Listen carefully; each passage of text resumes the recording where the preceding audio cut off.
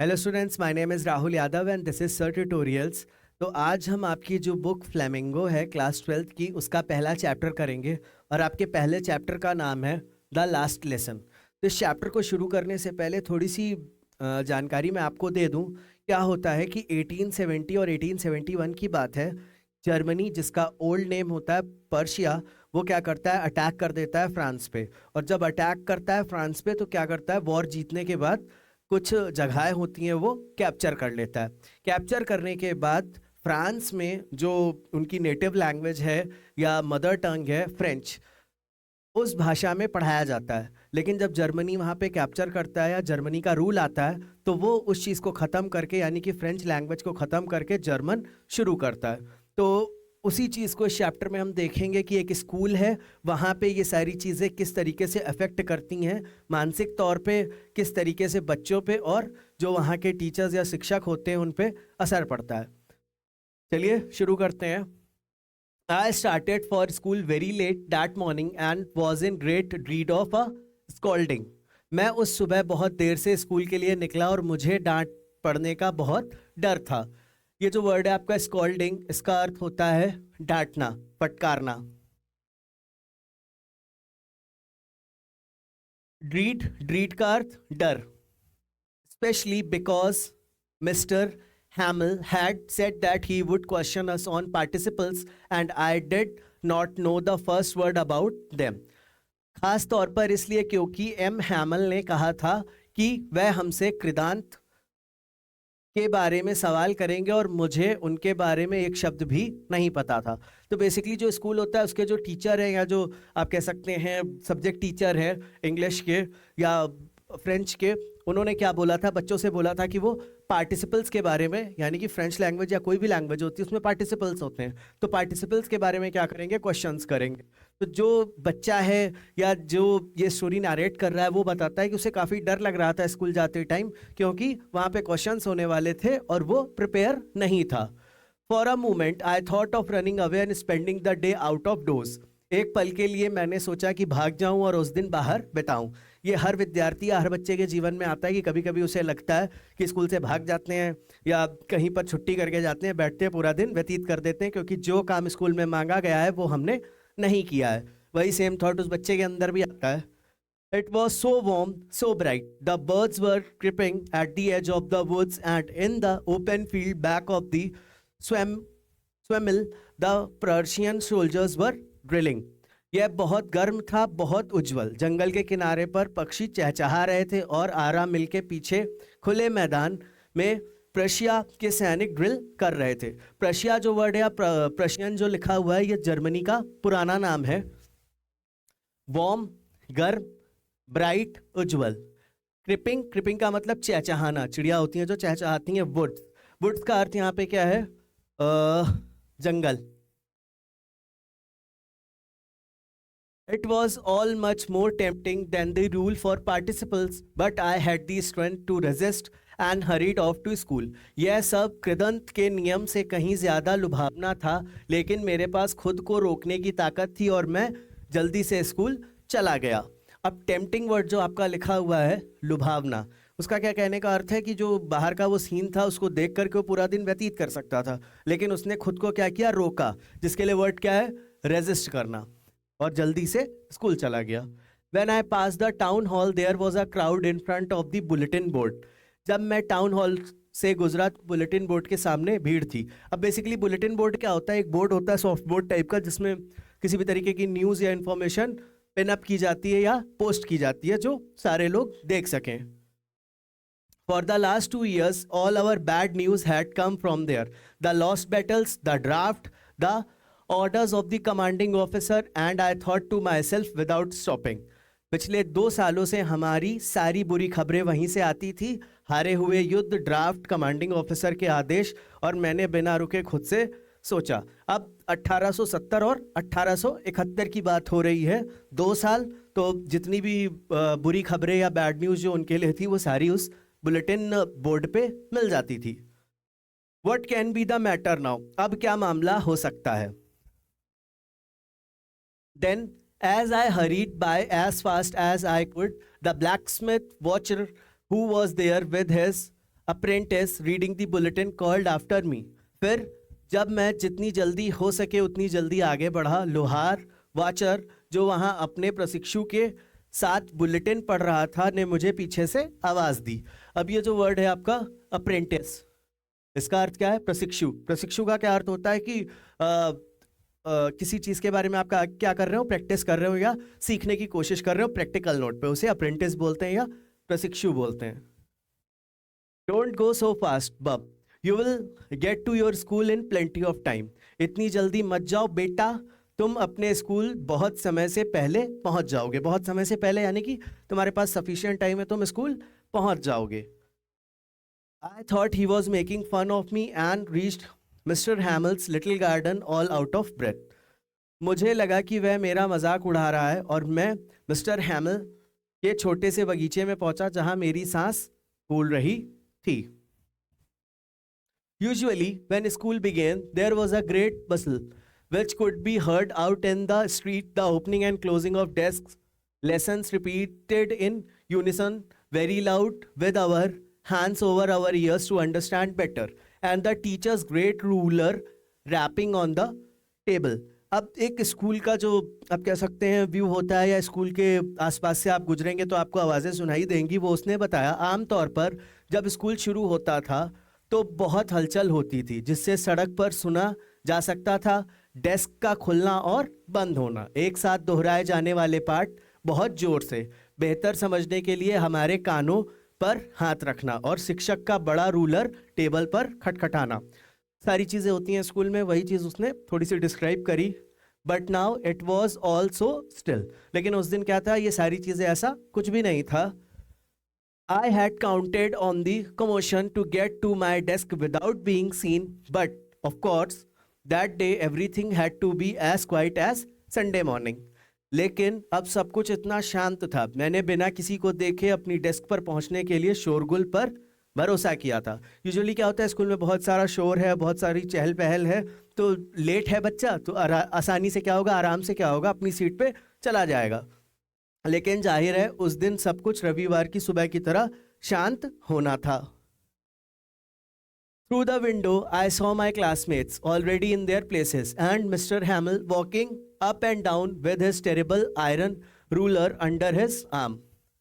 खिड़की से मैंने अपने सहपाठियों को देखा जो पहले से ही अपनी जगहों पर थे और एम हैमल अपने भयानक लोहे के रूलर को अपनी बाह के नीचे दबाए हुए इधर उधर टहल रहे थे. I had to open the door and go in before everybody.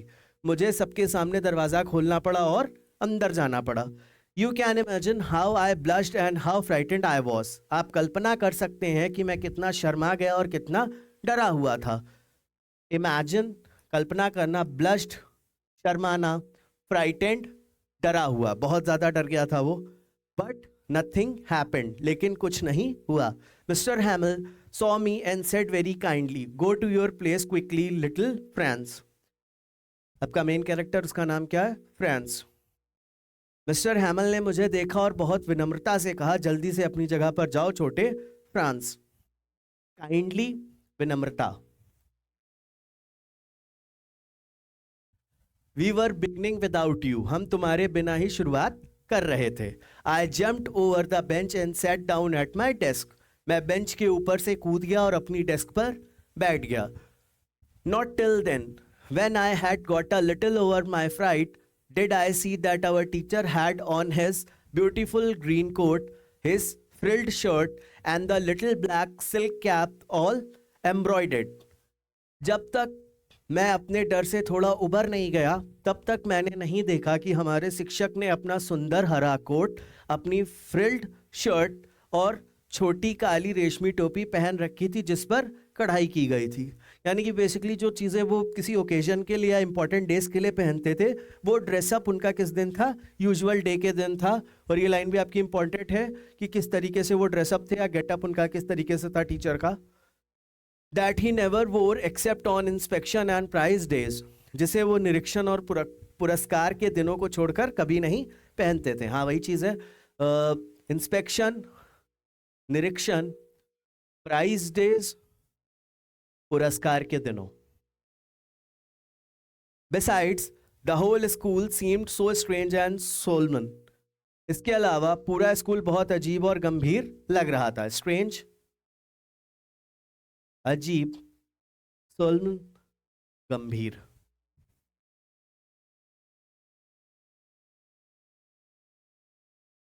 But the thing that surprised me most was to see on the back benches that were always empty, the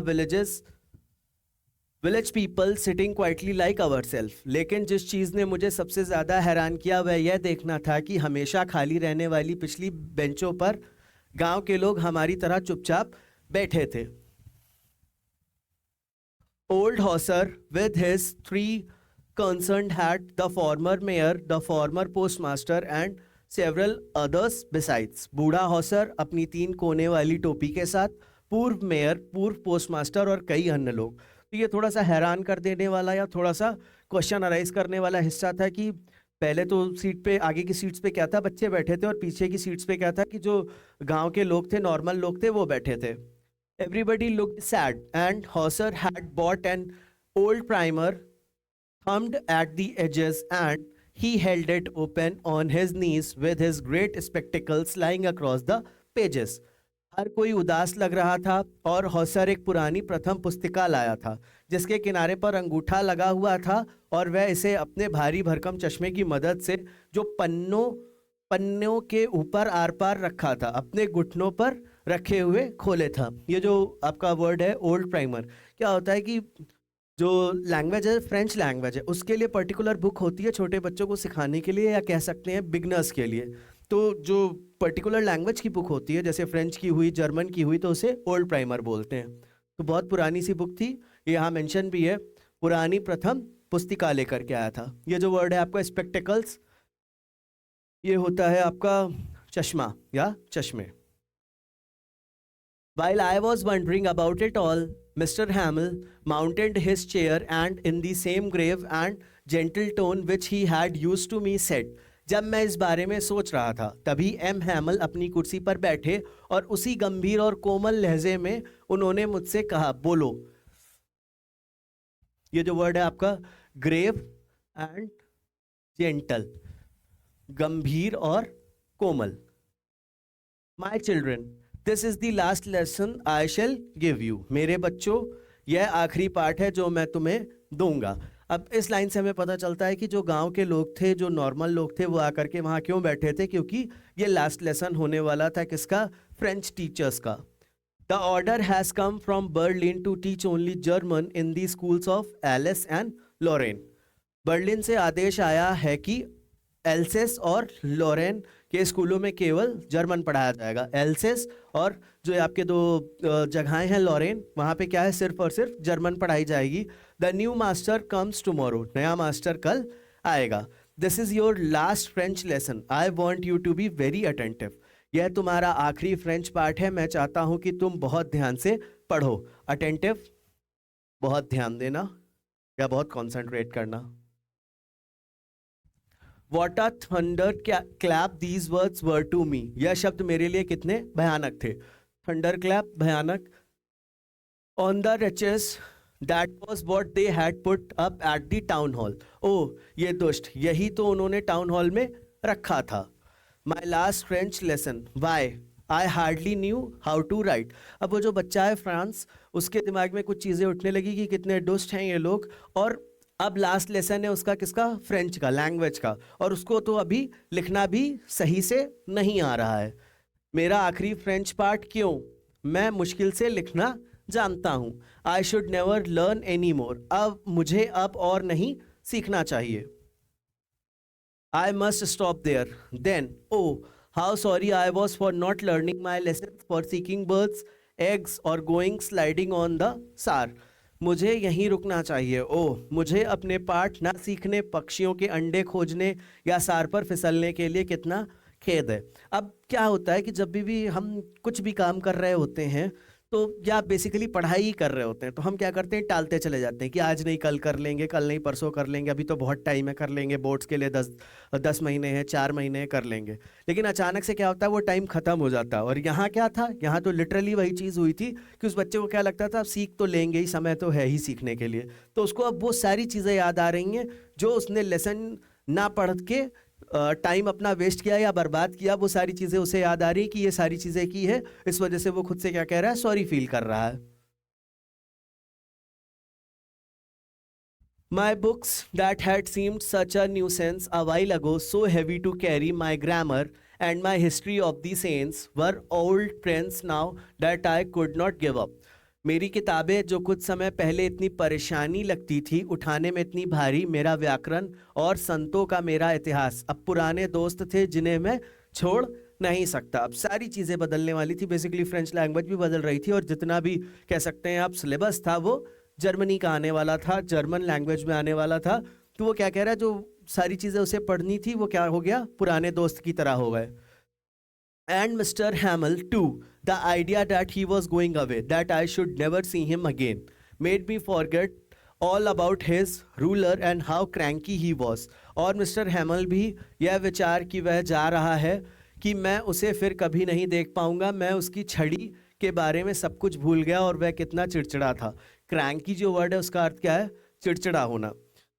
तो यहाँ पे क्या है कि अब अभी तक बुक्स लेसन्स के बारे में वो सोच रहा है, अब उसके दिमाग में टीचर के बारे में भी आया कि अचानक से ऐसा टीचर जिससे थोड़ी सी चिढ़ होती है, नफरत होती है बच्चों को कि बहुत ज़्यादा स्ट्रिक्ट है, बहुत पीछे पड़ते हैं। अब अचानक से उसको ये ख्याल क्या है, अंदर से डरा रहा है या बहुत ज़्यादा परेशान कर रहा है कि जो मिस्टर हैमल हैं उनको भी वो अगली बार नहीं देख पाएगा, या आखिरी लेसन है उनके साथ भी।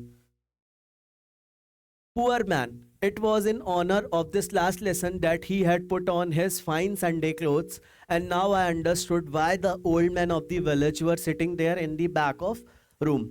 बेचारा आदमी, इस आखिरी पाठ के सम्मान में ही उसने अपना बढ़िया रविवार के कपड़े पहने थे, और अब मुझे समझ में आया कि गांव के बूढ़े लोग कमरे के पीछे क्यों बैठे थे। तो जितने भी उसके अंदर क्वेश्चंस थे कि उन्होंने अच्छे कपड़े क्यों पहने हैं, स्कूल में इतनी शांति क्यों है, गांव के लोग क्यों बैठे हुए हैं, हर चीज़ का जवाब उसके पास मिल चुका था कि ये लास्ट फ्रेंच लेसन है। It was because they were sorry to that they had not gone to school more. ऐसा इसलिए था क्योंकि उन्होंने इस बात का भी अफसोस था कि वे अधिक स्कूल नहीं जा पाए। मतलब जो गांव के लोग बैठे हुए हैं वो शायद इतना ज़्यादा पढ़े लिखे नहीं होंगे, तो इस चीज़ का अफसोस मनाने के लिए भी वो वहाँ पे जाकर के बैठे थे। It was their way of thanking our master for his 40 years of faithful service and of showing their respect for the country that was theirs no more. यह हमारे गुरु को उनकी 40 साल की वफादार सेवा के लिए धन्यवाद देने और उस देश के प्रति सम्मान दिखाने का उनका तरीका था जो अब उनका नहीं रहा। 40 साल किसके बारे में बात हो रही है? 40 साल बात हो रही है मिस्टर हैमल के बारे में। While I was thinking of all this, I heard my name called. जब मैं यह सब सोच रहा था मैंने अपना नाम पुकारते हुए सुना। It was my turn to recite. अब मेरी सुनाने की बारी थी। ये जो वर्ड है आपका रिसाइट, सुनाना, क्या था, पार्टिसिपल्स जो था उनका टेस्ट था, या कह सकते हैं उनके बारे में उन्हें बताना था। तो उसकी जब turn I, what would I not have given to be able to say that dreadful rule for the participle all through very loud and clear and without one mistake.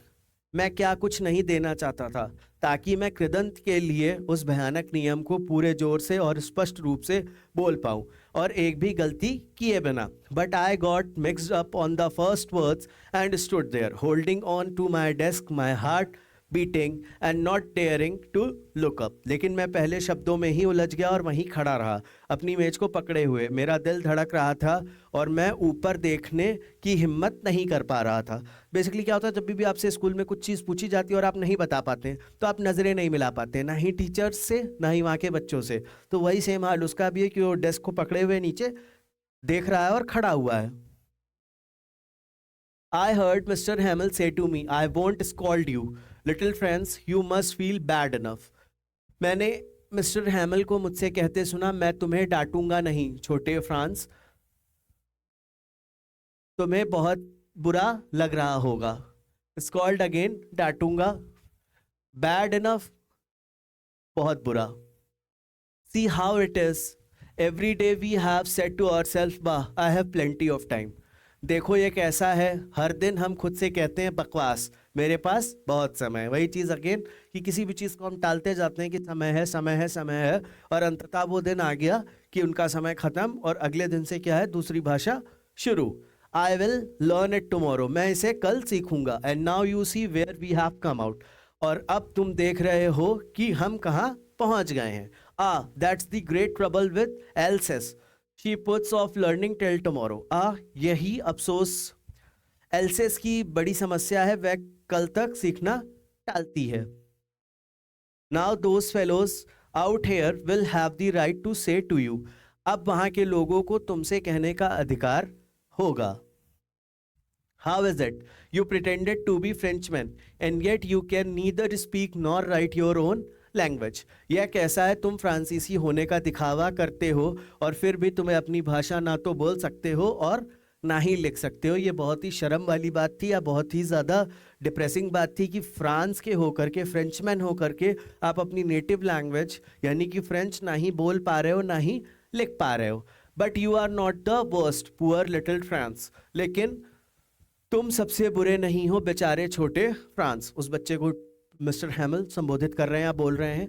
We have all a great deal to reproach our self with, हम सभी के पास खुद को दोषी ठहराने के लिए बहुत कुछ है। Your parents were not anxious enough to have you learn, तुम्हारे माता पिता तुम्हें पढ़ाने के लिए उतने उत्सुक नहीं थे। They preferred to put you to work on a farm और at mills so as to have a little more money, वे तुम्हें खेत या मीलों में काम पर लगाना पसंद करते थे ताकि थोड़ा और पैसा कमा सकें। अब वो एक तरीके से कहते हैं कि किनके कारण वो बच्चा पढ़ नहीं पाया, अकेला बच्चे की गलती है, उसके पेरेंट्स की गलती है।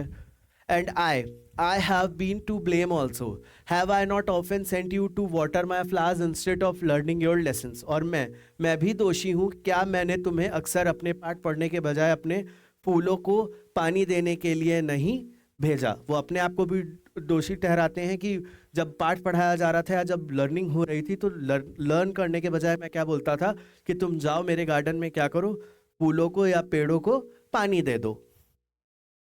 And when I wanted to go fishing did I not just give you a holiday, और जब मैं मछली पकड़ने जाना चाहता था तो क्या मैंने तुम्हें छुट्टी नहीं दी। 10.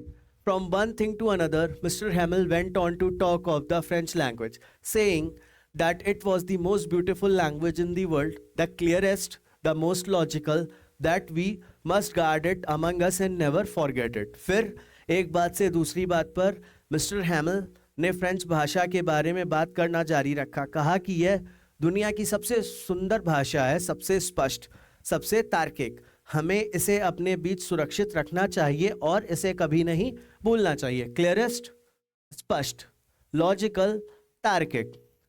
तो अब उनकी लैंग्वेज एक तरीके से क्या था कि पढ़ाना बंद तो आगे ट्रांसफ़र होना बंद, अगर आगे वो लैंग्वेज ट्रांसफ़र नहीं होगी तो क्या होगा, ख़त्म हो जाएगी। तो उसी चीज़ का उन्हें डर है और वो क्या बोल रहे हैं, हमें उसे बचा के रखना है, उस भाषा को और अपने कल्चर को। Because when a people are enslaved, as long as they hold fast to their language, it is as if they had the key to their prison. क्योंकि जब लोग गुलाम होते हैं तो जब तक वे अपनी भाषा को मजबूती से पकड़े रहते हैं, ऐसा लगता है कि जैसे उनके पास जेल की चाबी है। Then he opened a grammar and read us our lesson. फिर उन्होंने एक व्याकरण खोला और हमें हमारा पाठ पढ़ाया। I was amazed to see how well I understood it. मैं ये देखकर आश्चर्यचकित था कि मैंने इसे कितनी अच्छी तरह से समझा। Amazed, आश्चर्यचकित। All he said seemed so easy, I think too, that I had never listened so carefully and that he had never explained everything with so much patience. उन्होंने जो कुछ भी कहा वह बहुत आसान लग रहा था। मुझे भी लगता है कि मैंने कभी इतने ध्यान से नहीं सुना था और उसने कभी इतने धैर्य के साथ सब कुछ नहीं समझाया था। क्या होता है कि हमारे जो टफ सब्जेक्ट्स होते हैं, हमें लगता है कि ये सब्जेक्ट टफ है, तो हम उससे भागने की कोशिश करते हैं, हम ध्यान नहीं देते हैं। इस वजह से जब हमें सिखाया भी जा रहा होता तब भी हम सीख नहीं पाते हैं। तो शायद वो जो छोटा बच्चा था फ्रांस, उसके साथ भी यही सिनेरियो था या इसी तरीके की चीज़ें थी कि वो डरता था, इस वजह से वो सीख नहीं पाता था। अब चूंकि उसे ये बात पता चली कि ये आखिरी लेसन है, तो उसने बहुत ध्यान से वो सारी चीज़ें सुनी, अपना ग्रामर का आखिरी लेसन सुना, और वो खुद हैरान था कि वो सारी चीज़ें सीख गया है। It seemed almost as if the poor man wanted to give us all he knew before going away and to put it all into our heads to one stroke. ऐसा लग रहा था मानो बेचारा आदमी जाने से पहले हमें सब कुछ बता देना चाहता था और एक ही झटके में सब कुछ हमारे दिमाग में डाल देना चाहता था। स्ट्रोक, वन स्ट्रोक, एक ही झटके में। After the grammar we had a lesson in writing. व्याकरण के बाद हमें लेखन का पाठ पढ़ाया गया। That day, Mr. Hamill had new copies for us, written in a beautiful round hand, France, Alsace, France, Alsace. उस दिन मिस्टर हैमल ने हमारे लिए नई प्रतियां मंगवाई जो सुंदर गोल हाथ से लिखी हुई थी, France else's, France else's. They looked like little flags floating everywhere in the schoolroom, hung from the rod at the top of our desk. Way school के कमरों में हर जगह लहराते छोटे झंडों की तरह लग रहे थे जो हमारी डेस्क के ऊपर लगी छड़ से लटके हुए थे। You ought to have seen how everyone set to work and how quiet it was. तुम्हें देखना चाहिए था कि हर कोई कैसे काम पर लग गया और कितना शांत। The only sound was the scratching of the pens over the paper. सिर्फ कागज पर कलमों की खरोचने की आवाज आ रही थी। स्क्रैचिंग, खरोचने। अब कागज पर जब पेन से लिखते हैं तो हल्का हल्का स्क्रैचिंग की आवाज आती है, तो सिर्फ वो आवाज आ रही थी और सब लोग अपना काम बहुत ध्यान से और बहुत ही अच्छे से लगन से कर रहे थे। Once some beetles flew in, but nobody paid any attention to them, not even the littlest ones who worked right on tracing their fish hooks as if that was French too. एक बार कुछ भृंग उड़कर आए लेकिन किसी ने उन पर ध्यान नहीं दिया, यहाँ तक कि सबसे छोटे भृंगों ने भी नहीं, जो मछली के कांटों को ठीक से ढूंढने में लगे थे जैसे कि वह भी फ्रेंच हो। अब बेसिकली क्या होता है, क्लास में कोई भी जानवर आ जाए, चिड़िया पक्षी आ जाए, कोई कीड़ा आ जाए, तो क्लास पूरी डिस्टर्ब हो जाती है। लेकिन उस दिन क्या था कि एक बीटल, छोटा सा कीड़ा उड़ करके भी आया, तब भी किसी ने कोई ध्यान नहीं दिया। On the roof, the pigeons cooed very low, and I thought to myself, छत पर कबूतर बहुत धीमी आवाज में बोल रहे थे और मैंने मन ही मन सोचा। कूड, धीमी आवाज में बोलना, या जो वॉइस या साउंड प्रोड्यूस करते हैं कौन, पिजन्स या कबूतर। Will they make them sing in German, even the pigeons?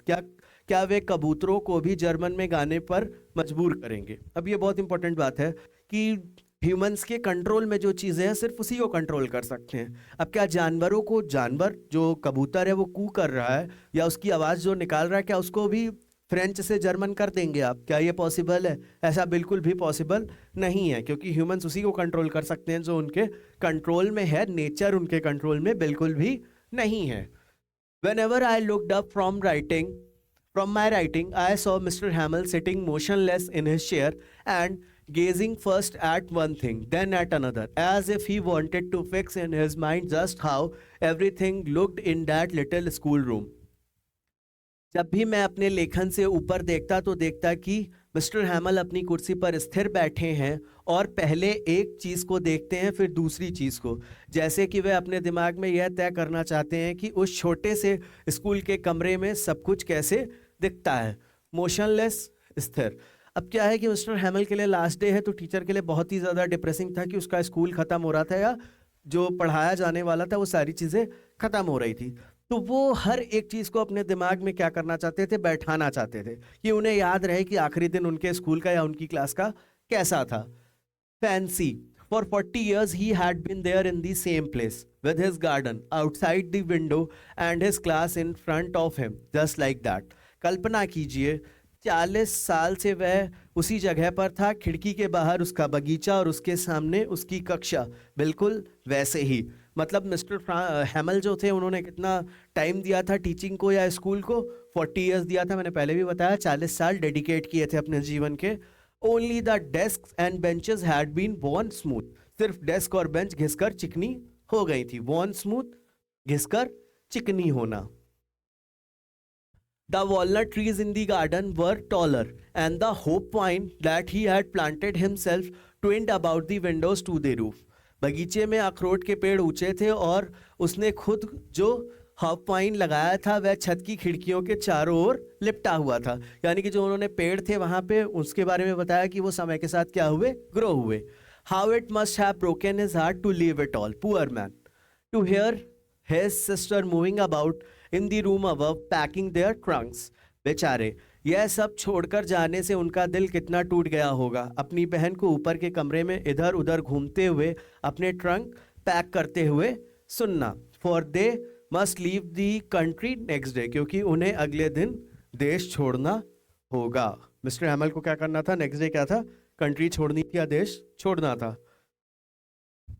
But he had the courage to hear every lesson to the very last, लेकिन उनमें हर पार्ट को अंत तक सुनने का साहस था। After the writing we had a lesson in history and then the babies chanted their ba bi bi bo bu. लेखन के बाद हमें इतिहास का पाठ पढ़ाया गया और फिर बच्चों ने अपना, जो बच्चों का बेसिकली सॉन्ग होता है, वो उन्होंने क्या किया? रिसाइट किया या गाया। Down there at the back of the room, old Hauser had put on his spectacles and, holding his primer in both hands, spelled the letters with them. कमरे के पीछे की ओर बूढ़े हौसर ने अपना चश्मा लगाया हुआ था और अपने प्राइमर के दोनों हाथों में थामे हुए उनसे अक्षर लिख रहे थे।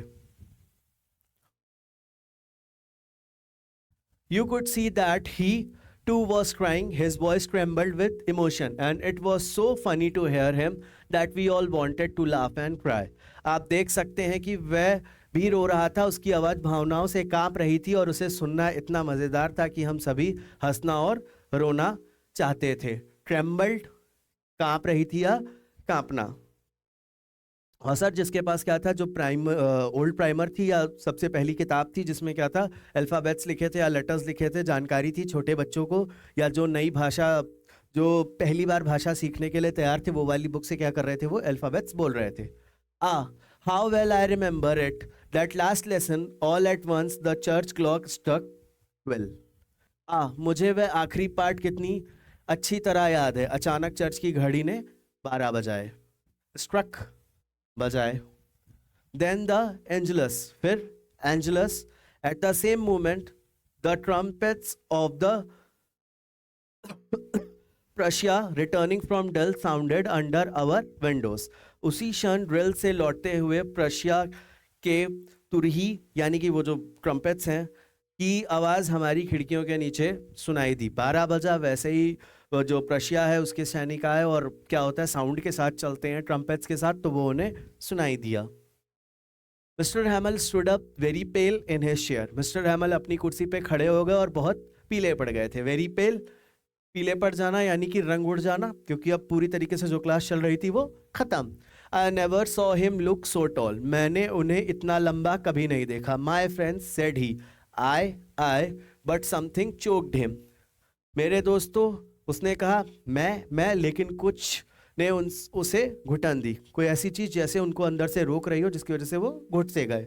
ही कुड नॉट गो ऑन, वह आगे नहीं बोल सका। Then he turn to the black board, took a piece of chalk and bearing on with all his might he wrote as large as he could. फिर वह ब्लैक बोर्ड की ओर मुड़ा, चौक का एक टुकड़ा लिया और पूरी ताकत से लिखते हुए उसने जितना बड़ा हो सकता था लिखा। और क्या लिखा होगा? विवेला फ्रांस। ये जो आपके 3 वर्ड्स लिखे हैं, विवेला फ्रांस, ये जो है आपका फ्रेंच लैंग्वेज का वर्ड है और इसका इंग्लिश में अर्थ क्या होता है? Long live France.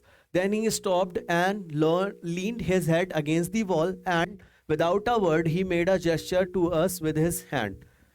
विवेले फ्रांस, दीर्घायु हो फ्रांस, यानी कि लंबी उम्र हो फ्रांस की। फिर वह रुका और अपना सिर दीवार से टिका दिया और बिना कुछ कहे उसने अपने हाथ से हमें इशारा किया। School is dismissed, you may go. School की छुट्टी हो गई और आप जा सकते हैं।